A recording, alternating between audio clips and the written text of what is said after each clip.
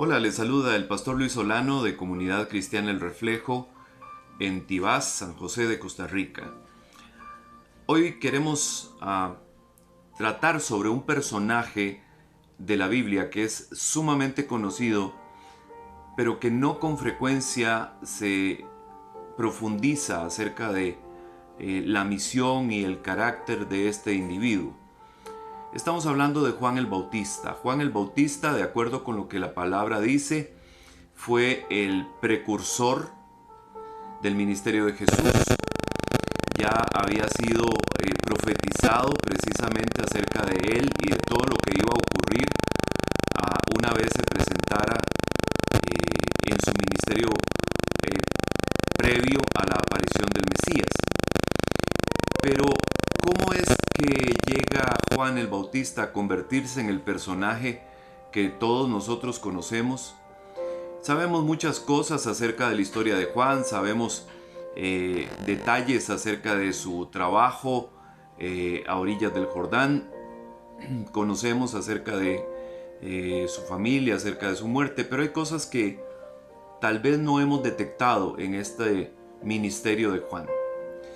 Vamos a empezar por revisar la historia acerca de la concepción y el nacimiento de Juan el Bautista. En el libro de Lucas, en el capítulo 1 y los versículos 5 al 17, dice lo siguiente: Hubo en los días de Herodes, rey de Judea, cierto sacerdote llamado Zacarías, del grupo de Abías, que tenía por mujer una de las hijas de Aarón que se llamaba Elisabet. Ambos eran justos delante de Dios y se conducían intachablemente en todos los mandamientos y preceptos del Señor. No tenían hijos porque Elisabet era estéril, y ambos eran de edad avanzada. Pero aconteció que mientras Zacarías ejercía su ministerio sacerdotal delante de Dios según el orden indicado a su grupo, conforme a la costumbre del sacerdocio, fue escogido por sorteo para entrar al templo del Señor y quemar incienso. Y toda la multitud del pueblo estaba fuera orando a la hora de la ofrenda de incienso. Y se le apareció un ángel del Señor de pie a la derecha del altar del incienso. Al verlo, Zacarías se turbó y el temor se apoderó de él. Pero el ángel le dijo: No temas, Zacarías, porque tu petición ha sido oída, y tu mujer Elisabet te dará a luz un hijo y lo llamarás Juan. Y tendrás gozo y alegría, y muchos se regocijarán por su nacimiento. Porque él será grande delante del Señor. No beberá ni vino ni licor, y será lleno del Espíritu Santo, aún desde el vientre de su madre. Y él hará volver a muchos de los hijos de Israel al Señor su Dios. E irá delante de él en el espíritu y poder de Elías, para hacer volver los corazones de los padres a los hijos, y a los desobedientes a la actitud de los justos, a fin de preparar para el Señor un pueblo bien dispuesto. ¿Ok? La historia comienza con Zacarías y Elisabet, su esposa. Zacarías servía en el templo, era sacerdote en el templo. Dice que era de la orden de Abías. Se había establecido en los tiempos de Moisés roles para poder servir en el templo de acuerdo al calendario judío. Entonces, cada una de esas órdenes de esos grupos, digamos, le tocaba servir durante 2 periodos al año en el templo. Entonces, Zacarías está iniciando su servicio en el templo, le toca quemar incienso, o sea, entrar al altar a quemar incienso, y estando en el altar le habla un ángel, se le aparece un ángel. La situación es que él y su esposa no podían tener hijos. Elisabet era estéril y en aquella época no tener hijos era una situación realmente angustiante para una mujer y para una pareja en sí. Entonces me imagino que Zacarías había clamado muchas veces a Dios y ya se había resignado, porque dice que tanto él como Elisabet eran personas mayores, eran adultos mayores ya y habían perdido la esperanza de tener un hijo. Entonces, este ángel se le aparece a Zacarías y le dice: no te preocupes, tu oración ha sido escuchada, tu mujer va a quedar encinta y van a tener un hijo que va a ser un hijo extraordinario. Dice, muchos se van a regocijar por su nacimiento, será grande delante del Señor. Él hará volver a muchos de los hijos de Israel al Señor su Dios. Realmente estaba este ángel anticipando, profetizando acerca de Juan y su ministerio durante su edad adulta acá en la tierra.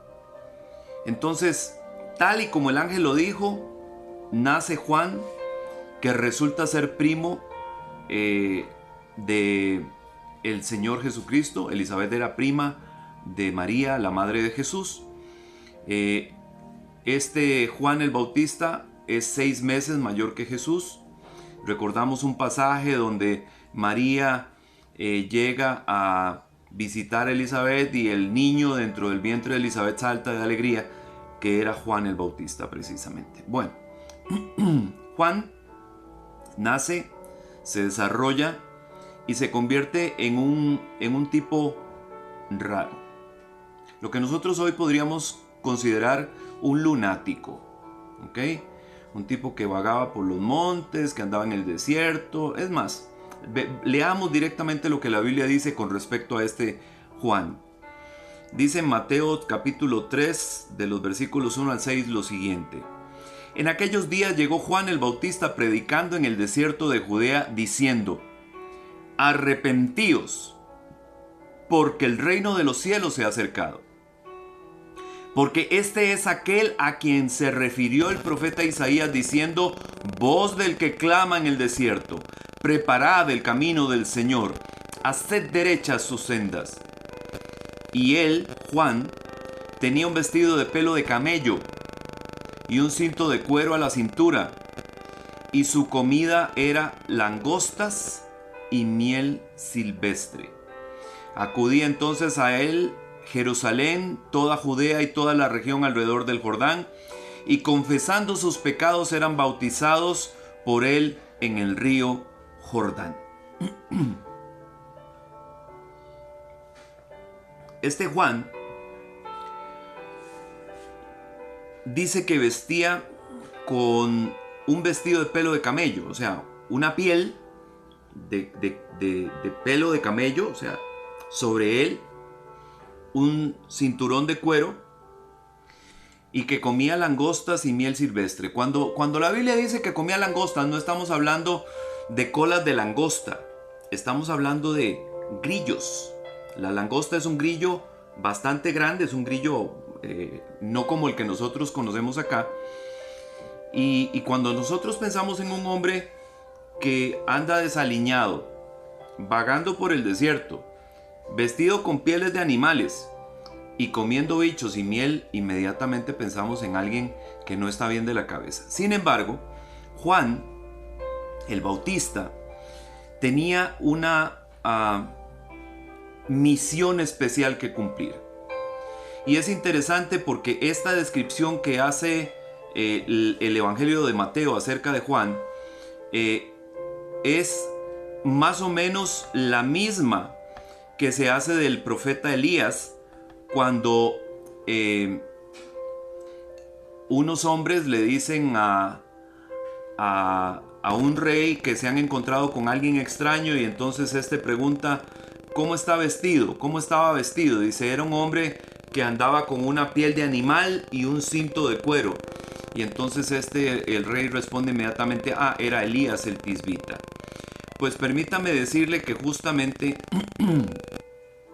en las profecías se habla acerca de que Elías vendría antes de que el Mesías apareciera. Y es precisamente aquí donde nosotros entendemos cuál es el paralelo entre la figura de Juan el Bautista y la figura de Elías, incluso en cuanto a su apariencia. Pero aquí hay algo interesante. Dice que Juan decía: arrepentíos porque el reino de los cielos se ha acercado. Y dice que de todas partes de alrededor, Judea, Jerusalén y toda la región del Jordán, la gente llegaba, confesaba sus pecados y eran bautizados por él en el río Jordán. Arrepentíos. Esta palabra que usa el Evangelio de Mateo aquí es una palabra griega que se escribe o se pronuncia metanoia. Metanoia significa cambio de mentalidad. Entonces, lo que Juan les dijo a sus seguidores que cambiaran era su manera de pensar. O sea, no era solamente el sentir la culpa o el sentir el peso de las cosas malas que se habían hecho, sino que el arrepentimiento del que Juan estaba hablando implicaba un cambio de dirección, implicaba un cambio de mentalidad, implicaba, dejar de hacer lo que estaban haciendo y empezar a hacer las cosas correctamente. Dejar el mal camino, dejar esa vida, la vida de pecado, alejada de los propósitos y de los mandamientos de Dios, y empezar a caminar a partir de ahí en una vida recta, tratando de agradar a Dios y buscando su voluntad. Entonces, por eso es que era tan significativo este trabajo que Juan hacía en los alrededores de Jerusalén. Porque tenía como propósito, tenía como objetivo que estos judíos entendieran que necesitaban arrepentirse, que necesitaban cambiar su manera de pensar, que necesitaban ver las cosas, ver la relación con Dios desde una perspectiva completamente distinta. Qué difícil, y ahora vamos a ver por qué era difícil para ellos. Pero en medio, digamos, de toda esta predicación, en medio de toda de este despliegue que hace Juan, alcanzando a las personas para que busquen el arrepentimiento, para que hagan confesión de pecados y cambien su manera de pensar y se devuelvan de sus malos caminos, sucede lo siguiente. Aquí mismo en Mateo 3, en los versículos 7 al 12, vea lo que dice. Pero cuando vio que muchos de los fariseos y saduceos venían para el bautismo, les dijo: ¡Camada de víboras! ¿Quién os enseñó a huir de la ira que vendrá? Por tanto, dad frutos dignos de arrepentimiento, y no presumáis que podéis deciros a vosotros mismos: tenemos a Abraham por padre. Porque os digo que Dios puede levantar hijos a Abraham de estas piedras. El hacha ya está puesta a la raíz de los árboles, por tanto, todo árbol que no da buen fruto es cortado y echado al fuego. Yo a la verdad os bautizo con agua para arrepentimiento, pero el que viene detrás de mí es más poderoso que yo, a quien no soy digno de quitarle las sandalias. Él os bautizará con Espíritu Santo y fuego. El bieldo está en su mano y limpiará completamente su era y recogerá su trigo en el granero, pero quemará la paja en fuego inextinguible. Entonces, hay un momento donde los que se acercan a Juan para ser bautizados son los escribas y los saduceos, los fariseos y los saduceos. Estos eran gente muy prominente, muy importante dentro de la estructura religiosa judía, pero eran intocables. Ellos manejaban un gran poder y una actitud soberbia, de justificación, de santidad. Ellos estaban por encima de los demás. Y entonces van acercándose a Juan para ser bautizados, pero Juan sabía que no era con el objetivo de arrepentirse o de entender que había algo malo de lo que tenían que devolverse y cambiar. Era más bien por hacer algo ante los demás para ser vistos. Y entonces Juan les dice, víboras les llama. Dice, den frutos de arrepentimiento y no presuman que pueden decir es que nosotros somos hijos de Abraham, porque esa era la actitud de ellos. O sea, como eran hijos de Abraham, como eran parte del pueblo de Israel, como era el pueblo escogido de Dios, ellos se sentían salvos, intocables, inmaculados. Nadie podía señalarles errores a ellos. Y Juan viene y les dice, ustedes son un montón de víboras. ¿A qué vienen? A huir del juicio venidero. Dice, no, den frutos de arrepentimiento, muestren realmente que hay arrepentimiento en ustedes, que se están devolviendo de un mal camino, confiesen las cosas malas que han hecho. Es algo interesante, porque el bautismo, desde la perspectiva que Juan lo estaba presentando, era para los pecadores. Y ningún judío jamás se había concebido a sí mismo como un pecador apartado de Dios. O sea, los judíos siempre habían mantenido una actitud elitista, superior. El pueblo escogido de Dios superior a los demás, no como los demás, no como los paganos. Nosotros no estamos en pecado, somos la nación del Dios Altísimo. Y por primera vez en la historia de los judíos, por primera vez, habían judíos reconociendo su pecado y la necesidad de clamar a Dios por perdón, por primera vez. Entonces este es un hecho realmente notable, porque Juan logra con su predicación penetrar a lo profundo del corazón de esta gente y hacerles saber que la maldad que había dentro de ellos debía cambiar, debía desaparecer, que tenían que cambiar su mentalidad, su cabeza completamente tenía que tornarse contraria a lo que habían venido pensando y haciendo. Después de esto, sucede que aparece Jesús en escena. Ahí mismo, en Mateo capítulo 3, en los versículos 13 al 17, dice lo siguiente. Entonces Jesús llegó de Galilea al Jordán, a donde estaba Juan, para ser bautizado por él. Pero Juan trató de impedírselo diciendo, yo necesito ser bautizado por ti y tú vienes a mí. Y respondiendo Jesús le dijo, permítelo ahora, porque es conveniente que cumplamos así toda justicia. Entonces Juan se lo permitió. ¿Qué pecado tenía Jesús para expiar? ¿De qué tenía el Maestro, el Señor Jesucristo, que arrepentirse? Porque esa era la predicación de Juan. Arrepiéntanse porque el reino de los cielos se ha acercado. Cambien su mentalidad, cambien su vida. ¿Qué cambio tenía que ser generado en la vida de Jesús? El Hijo de Dios, perfecto.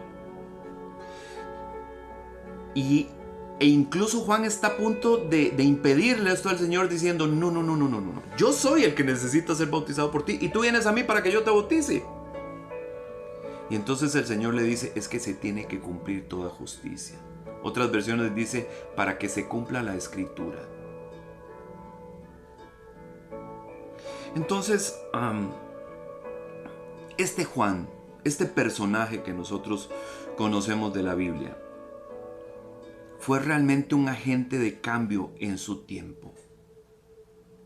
Fue alguien que, guiado por Dios, dirigido por Dios, tuvo la misión y la capacidad de poder confrontar a toda una nación con su pecado y lograr que esta nación se volviera, se mirara hacia adentro su maldad y entonces buscara el arrepentimiento y el perdón de parte de Dios. Un solo hombre, uno solo.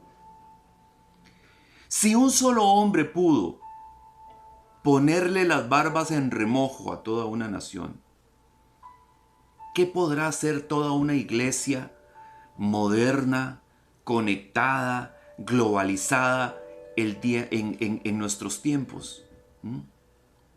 ¿Será que ya no hay Juanes, hermanos?